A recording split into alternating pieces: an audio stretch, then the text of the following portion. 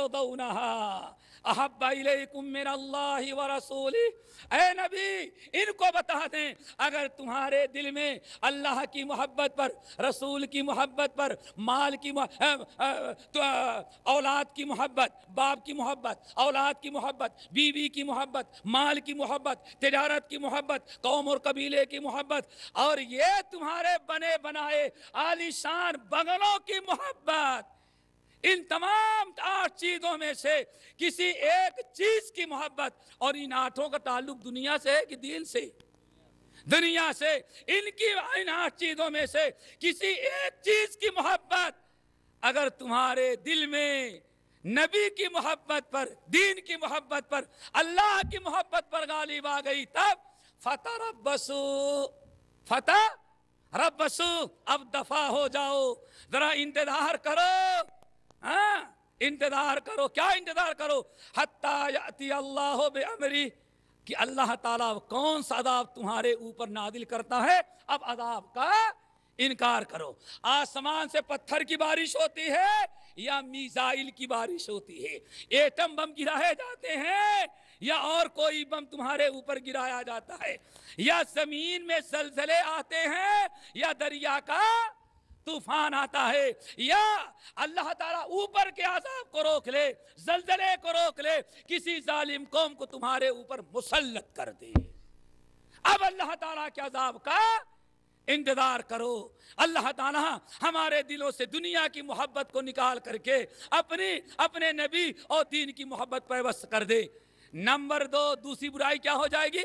وَكَرَاهِيَةُ الْمَوْتِ، وَكَرَاهِيَةُ الْمَوْتِ، موت سے تم کو بہت ہی زیادہ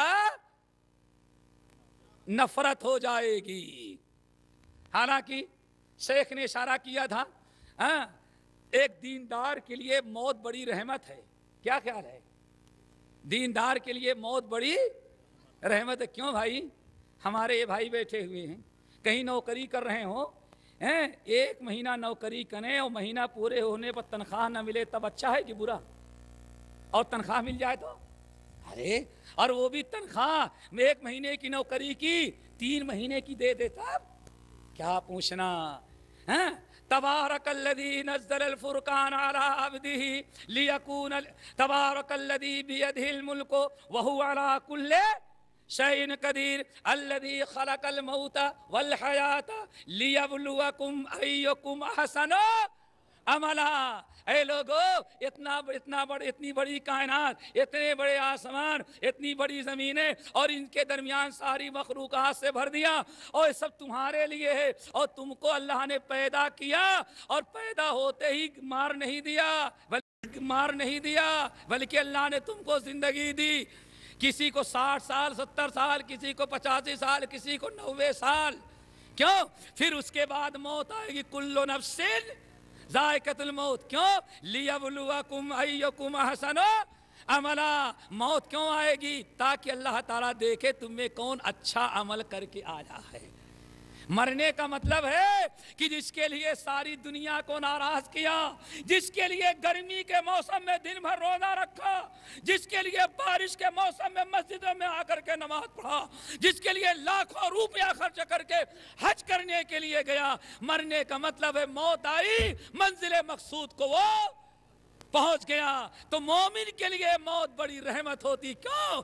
جو کیا ہے نیکیاں اس سے بڑھا چڑھا کر کے اللہ تعالیٰ، مرنے کا مطلب ہے کہ اللہ تعالیٰ کے پاس وہ پہنچ گیا۔ اور پہنچا بھی کیسے ہو بھی سن لو، یا ایتھا النفس المطمئنہ ارجعی الی ربک راضیۃ مرضیہ فادخلی فی عبادی وادخلی جنتی۔ یہ اگر مومن کو پتا چل جائے کہ مرنے کے قریب ملک الموت آئے اور اشارہ کر دیا ہاں چلو آج تم سے تمہارا رب راضی ہے، اس وقت مومن سوچتا ہے کتنی جلدی موت آئے تاکہ اپنے رب کے پاس پہنچ جائیں۔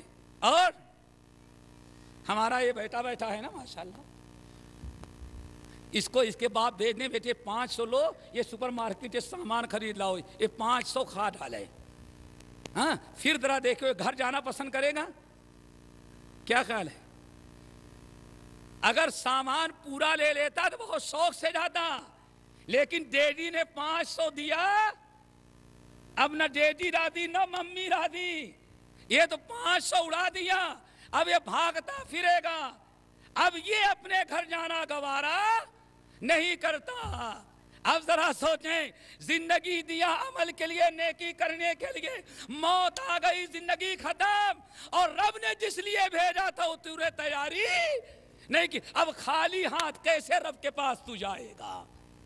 ہاں، اب وہ مرنا نہیں چاہتا، وہ تو سوچتا رب لولا اخرتنی الی اجل قریب، اللہ تھوڑا سا ملک الموت کو روک لے، یہ بڑی چیک بک رکھی ہے، چیک پر دستخط کر دوں، 5 لاکھ اس مدرسے کے، 20 لاکھ اس مسجد کے لیے، اللہ وہ صدقہ کر کے آ جاتا ہوں۔ اللہ کہتے خبردار، عمل کرنے کا وقت اس وقت ختم ہو گیا۔ وہ تو بڑی کوشش کرتا ہے، رب لولا اخرتنی الی اجل قریب، اللہ تھوڑی سی مہلت دے دے۔ ادھر کیا جواب ملتا ہے؟ کلا اذا بلغت التراقی وقیل من راق الی ربک یومئذ المساق فلا صدق ولا صلی ولکن کذب وتولی، ہرگز نہیں، آج ایک لمحہ تجھے نہیں چھوڑا جائے گا، جہنم میں گھسیٹ کر کے ڈال دیا جائے گا، تو بڑا بدبخت ہے۔ ولا صدق ولا صلی، نہ ایمان لایا تصدیق کیا، اور نہ تو نے بدبخت کبھی نماز پڑھی ہے۔ ہاں میرے بھائی، تو جس کے پاس نیک اعمال ہوں گے وہی مرنے کی آرزو کرے گا۔ توفنی مسلمن والحقنی بالصالحین، اور ایمان و عمل سے جس کا جھولا، جس کے تھیلیاں خالی ہوں گی، وہ کبھی بھی رب کے پاس جانا نہیں۔ کیوں سمجھتا ہے اب تو یہ بڑے ہاں منانے والے دوست کیا پوچھنا، کہتے تھے چونکہ صاحب کو اللہ نے مال دے رکھا ہے، 10-20 نوجوان اکٹھا ہوئے، کھایا پیا، حضور بندہ بالکل تیار ہے، معلوم پڑتا ہے کہ جو چاہیں اور جس کو چاہیں لوٹ لوا لیں اور جس کو چاہیں قتل کروا دیں میرے بھائی۔ لیکن جب معاملہ وہ آیا، اللہ اکبر، اب سارے دوستی ختم۔ ولا یسأل حمیم حمیما، یہ سارے سینے ٹھوکنے والے بھی ایک دوسرے کو نہیں پوچھیں گے، سورا وقت ختم۔ قالوا ما سلکک فی، قالوا ما سلککم فی سقر، قالوا لم نک من المصلین۔ اب پوچھتے جہنم میں کیوں آ گئے؟ صاحب کیا بتاؤں، لم نک من المصلین، ہم جہنم میں اس لیے آئے کہ ہم بے نمازی تھے۔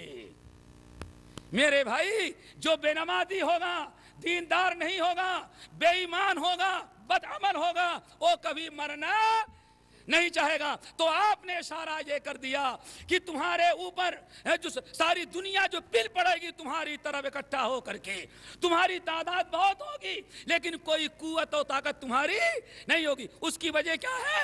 اللہ اکبر، اللہ تمہارے دل میں وہن ڈال دے گا۔ کیا ڈالے گا؟ وہن ڈال دے گا، اور دشمنوں کا روب تمہارے دلوں سے نکال لے گا۔ جب تک روب رہتا ہے نام سے بھی آدمی ڈرتا ہے۔ سانپ سنا ہے نا، سانپ سے ڈرتے ہیں، پلاسٹک کا سانپ بھی سامنے آئے تو روکتے کھڑے ہو جائیں گے۔ کیا خیال ہے؟ کیوں؟ صرف سانپ کا ڈر آپ کے دل میں پیوست ہے۔ اللہ نے اس امت کی جو بڑی خصوصیت رکھی تھی وہ یہ کہ اس کے ایمان اور عمل صالح کی برکت سے دشمنوں کے دلوں میں ان کا رعب ڈال دیا تھا۔ لیکن جب یہ ایمان اور عمل صالح سے دور ہو گئی امت تو آپ فرماتے ہیں دشمنوں کے دلوں سے تمہارا رعب اللہ نکال لیا۔ پھر میرے بھائی کو ذرا سنیں، جب تک وہ سانپ کا کہ پلاسٹک کا سانپ کسی بچے نے بستر پر لا کے رکھ دیا، شور مچائیں گے، پستول لے کر کے آئیں گے مارنے کے لیے، کیوں؟ سانپ آیا ہوا ہے، اور ہاتھ نہیں لگائیں گے، اور پتا چل جائے یہ تو پلاسٹک کا کھلونا ہے، پھر اٹھا کر کے جب تک روب ہے خوف کسی مخلوق کا، آپ کا روب اللہ نے دشمنوں کی دلوں میں ڈال رکھا تھا، اس لیے آپ کو دنیا میں عزت نصیب تھی۔ کیوں؟ وہ آپ کے سامنے کھڑا ہونے سے ڈرتا تھا۔ ہمارے ایمان اور ہمارے صالح ترک کر دینے کی بنا پر اللہ نے اس نعمت سے ہم کو محروم کر لیا، اور دشمنوں کے دلوں سے ہمارا روب نکال لیا، تو بلی بھی ہمارے لیے شیر بن گئی۔ جو ایسے جھکتے تھے وہ ایسے چلنے لگے، ہاں، جو ہمارے دروازے سے बगैर सलामी किए गुजरते नहीं थे, आज सीना तान करके गालियां देते हुए आपके दरवाजे से गुजर रहा है। वजह क्या है? अल्लाह ने इस नेमत से आपको महरूम किया जो उनके दिलों में रोब आपका डाला था। और क्यों डाला था? ईमान और अमले सालेह की बरकत से अल्लाह ने उस चीज को निकाल लिया। वो भीगी बिल्ली भी आपके लिए शेर और शेरनी हो गई, शेर और शेरनी बन गई। तो पहली वजह क्या है मेरे भाई? हुब्बुद दुनिया, दुनिया की मोहब्बत। और दूसरी कराहियतुल मौत, मौत को नापसंद करने लगोगे। मौत के नापसंद करने का मतलब है ईमान और अमल सालेह से बिल्कुल पाकिट हमारी हाँ खाली है। कैसे मरना चाहेंगे? अल्लाह ताला सबको अमल की तौफीक नसीब फरमाए। चंद एक बात और बताएं, और हमारी वजह क्या है हमारी जिल्लत का? अब पहले तो आपने समझ लिया, पहली हदीस का मतलब क्या था? दीन की तरफ लौट जाओगे, तुम्हारे हराम कारोबार और तुम्हारी दुनिया की मशगूलियत की बिना पर अल्लाह ने जिल्लत को मुसल्लत किया। अब उसका इलाज क्या है? सिर्फ दुआ नहीं है, बल्कि हम अल्लाह के वफादार थे तो दुनिया में हमारी इज्जत थी। हम अल्लाह के बेवफा हो गए और सारी मखलूकात के वफादार। अल्लाह ने अब हमारे ऊपर जिल्लत मुसल्लत की। अब जिल्लत कब उठेगी? हत्ता तरजऊ इला दीनिकुम, जब दीन की तरफ दोबारा वापस लौट आओगे तो हमारी इज्जत फिर अल्लाह ताला जिल्लत को उठाएगा और इज्जत से नवाजेगा। और अभी आपने क्या सुना? हमारे अल्लाह अकबर जिल्लत और रुसवाई और हमारी हालत ज़ार का सबब क्या है? दुनिया की मोहब्बत और मौत से डरना। नतीजा क्या है? अगर हम अपने दिलों में सारी दुनिया की चीजों पर मोहब्बत अल्लाह की गालिब कर दें, रसूल की मोहब्बत को गालिब कर दें, दीन की मोहब्बत को गालिब कर दें और अमल सालेह कर लें, तो अल्लाह ताला फिर हमारा रोब दुश्मनों के दिलों में डाल देगा। अल्लाह ताला से दुआ करो कि ये वक्त हम सब लोगों को दिखाए। एक चीज और जरा सुनो, हज़रत अब्दुल्लाह इब्न अम्र इब्न आस रज़ी अल्लाह ताला अन्हुमा की रवायत है। इमाम अबू दाऊद रहमतुल्लाह अलैह अपनी सुनन के अंदर नकल करते हैं, आज दुनिया में खिंजीर खाने वाला, बिल्ली खाने वाला, बंदर खाने वाले, ये सारी कौमें आपके ऊपर मुसल्लत हो गई हैं। क्यों मुसल्लत हैं वो जरा सुनो। आपने साथ रहा, इदा मशत उम्मती अलमुतैता, इदा मशत उम्मती अलमुतैता वखदमतहुम वखदमतहा अबनाउल मुलूक फारिस वर्रूम सल्लतल्लाहु शिरारहा अला खियारिहा ओ कमा काला अलैहिस्सलाम। आपने साथ में ए मेरे उम्मत के लोगों सुन लो, इदा मशद उम्मती अलमुतैता, जब मेरी उम्मत अकड़ कर चलने लगे, किब्र और गरूर और तकब्बुर की चाल चलने लगे, तवादो इनकी सारी आजिजी है और अल्लाह उसके रसूल के हुक्म के सामने गर्दन झुकाने वाला मसला ना रह जाए, बल्कि मेरी उम्मत कौन चाल चले? तकब्बुर वाली।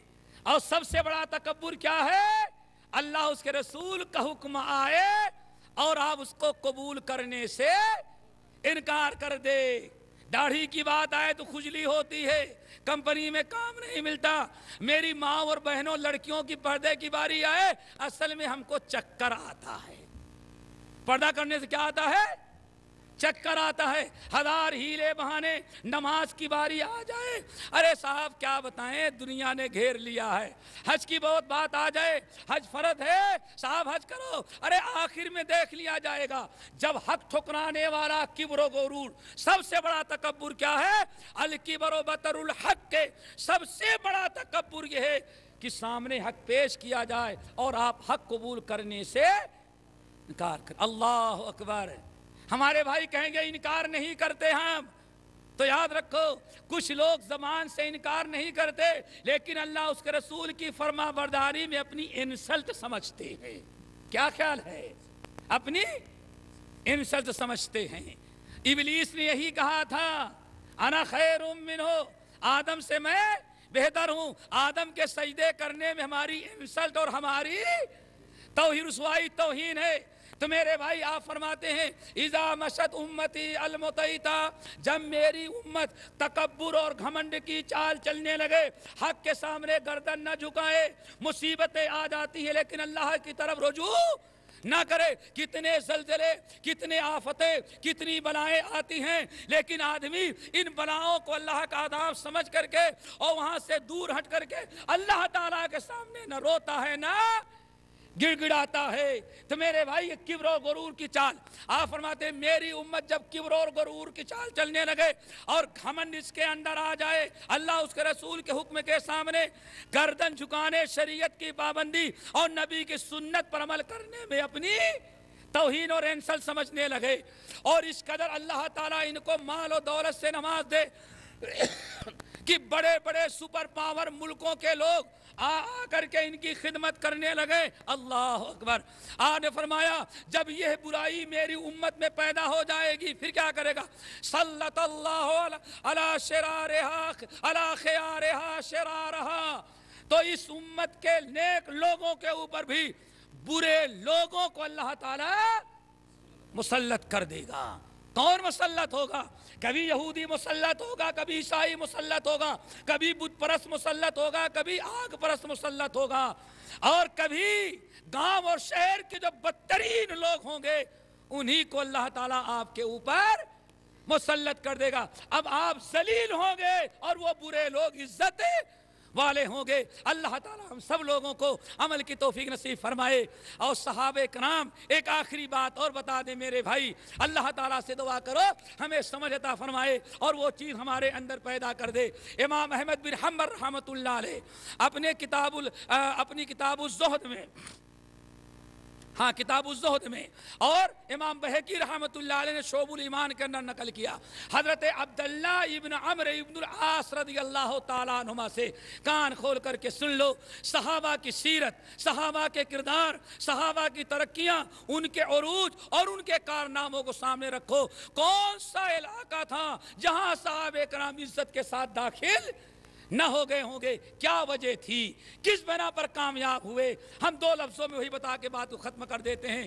امام احمد بن حنبل کا میں نے حوالہ دیا، امام بہقی کا ہم نے حوالہ دیا، حضرت عبداللہ ابن عمرو ابن العاص رضی اللہ تعالیٰ عنہ حدیث کے راوی ہیں، کہتے ہیں کہ میں نے اپنے کانوں سے نبی علیہ السلام کو فرماتے ہوئے سنا صلاح هذه الامت، اور دوسرے الفاظ کیا ہیں؟ نجا اول هذه الامہ، اس امت کے پہلے لوگوں کو اللہ تعالیٰ نے دنیا میں کامیاب بنایا، فلاح اور کامیابی نصیب کی، اور اللہ تعالیٰ نے ان کو دنیا میں سب سے اچھا بنا کر کے رکھا ان کی دو نیکیوں کی بنا پر۔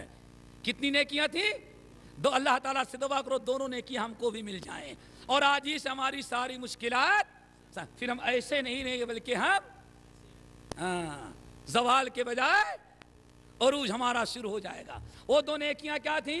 صلاح اول هذه الامت بالزہادۃ والیقین، میری امت کے پہلے لوگوں کو اس دنیا میں اس لیے کامیابی نصیب ہوئی اور دنیا میں ان کو عروج حاصل ہوا اس بنا پر کہ ان کے اندر دو نیکیاں تھیں۔ نمبر ایک، ان کے اندر زہد تھا۔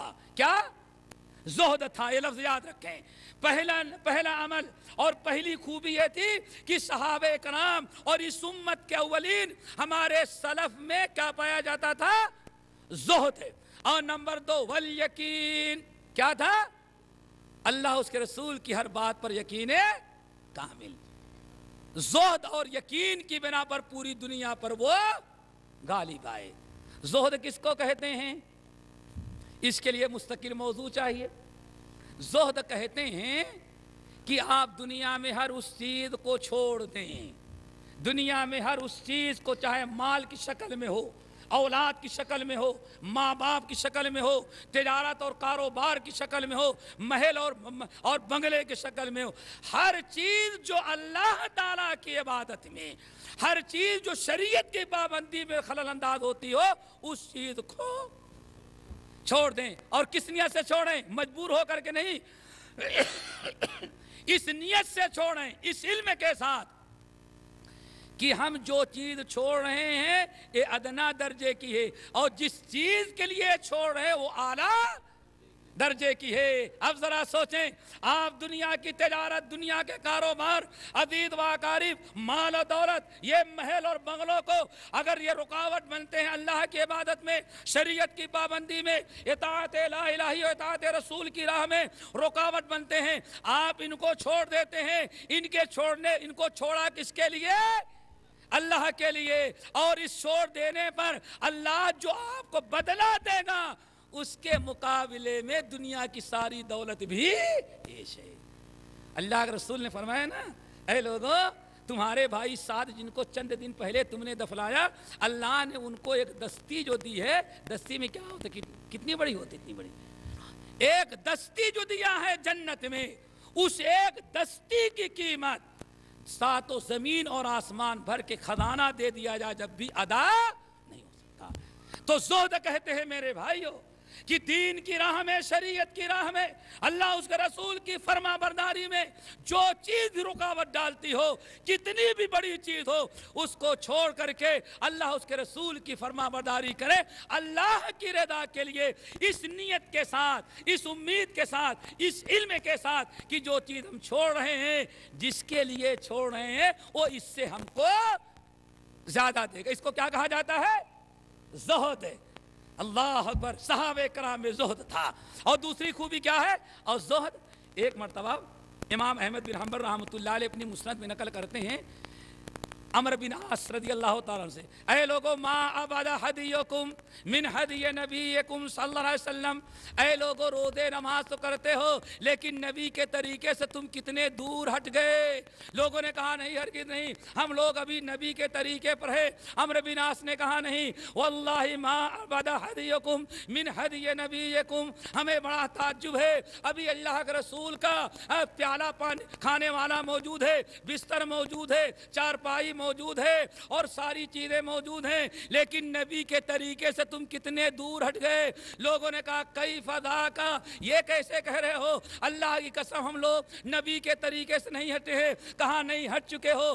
اللہ کے نبی کان ازہد الناس فی الدنیا، سب سے زیادہ نبی دنیا میں نبی علیہ السلام سب سے زیادہ زہد والے تھے۔ نبی علیہ السلام دنیا سے سب سے زیادہ بے رغبتی کرتے تھے اور تم لوگ دنیا سے بہت ہی زیادہ رغبت کرنے لگے۔ یہ ہے تمہارے ان کے درمیان فرق۔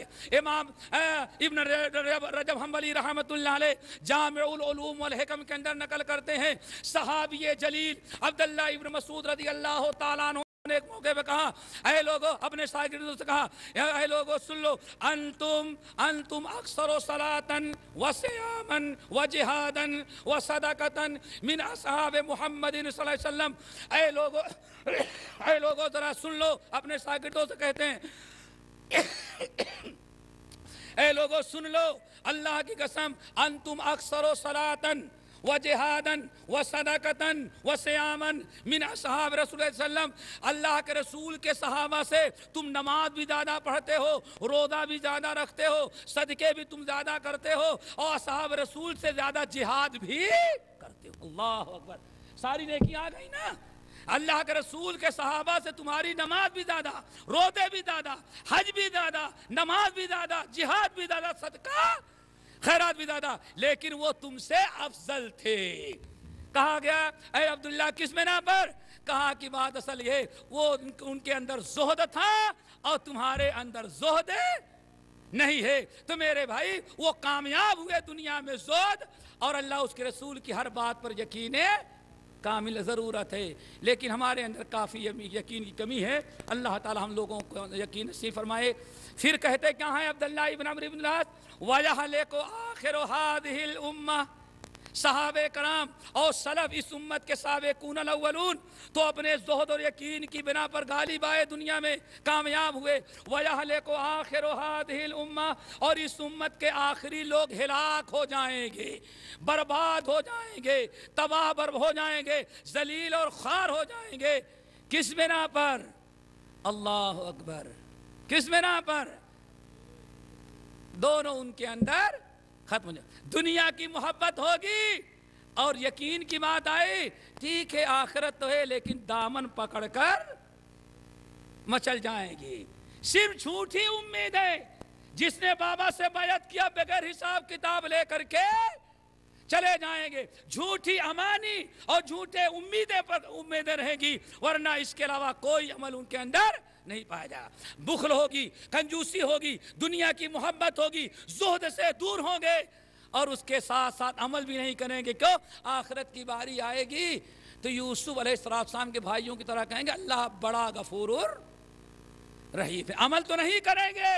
خود اپنے نجات کا ذمہ دار کن کو بنا رکھا ہوگا؟ اپنے پیرو مرشد کو.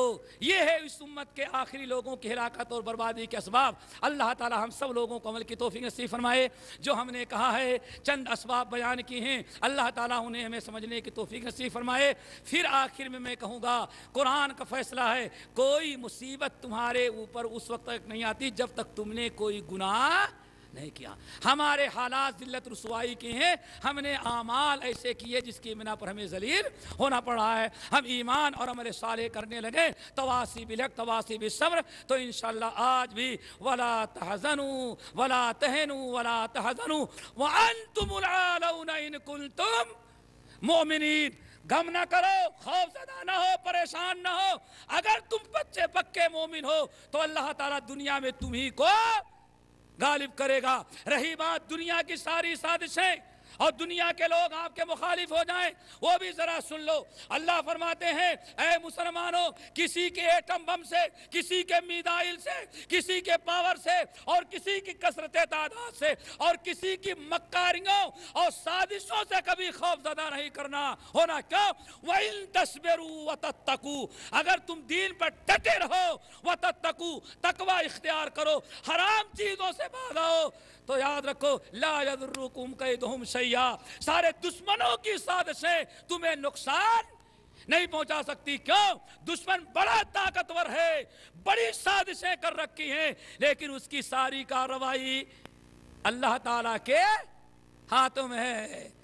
وَإِن تَصْبِرُوا وَتَتَّقُوا لَا يَضُرُّكُمْ كَيْدُهُمْ شَيْئًا إِنَّ اللَّهَ بِمَا يَعْمَلُونَ مُحِيطٌ. وہ جو کچھ تیار کر رہے ہیں تمہارے خلاف، جو اتفاق کر رہے ہیں، جو اسلحے تیار کر رہے ہیں، جو خفیہ سازشیں کر رہے ہیں، تم کو پتا تو نہیں ہے، لیکن إِنَّ اللَّهَ بِمَا يَعْمَلُونَ مُحِيطٌ. وہ کیا کر رہے ہیں اور کیا پلان بنا رہے ہیں، اللہ نے سب کو اپنے قابو میں کر رکھا ہے. مومنوں تمہیں دو کام کرنا ہے بس. وَإِن تَصْبِرُوا وَتَتَّقُوا، اگر تم نے صبر کیا، یعنی دین پر تم ڈٹے رہے اور شریعت کی پابندی میں جتنی بھی تکلیفیں آئیں، اگر تکلیفوں کو برداشت کرو اور دین کا دامن نہ چھوڑو، وَتَتَّقُوا، اور حرام کاریوں سے بچتے رہو، اللہ فرماتے ہیں کسی دشمن کی سازش کو ہم کامیاب تمہارے خلاف نہیں ہونے دیں گے.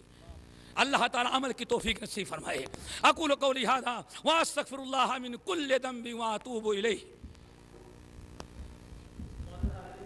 اللہ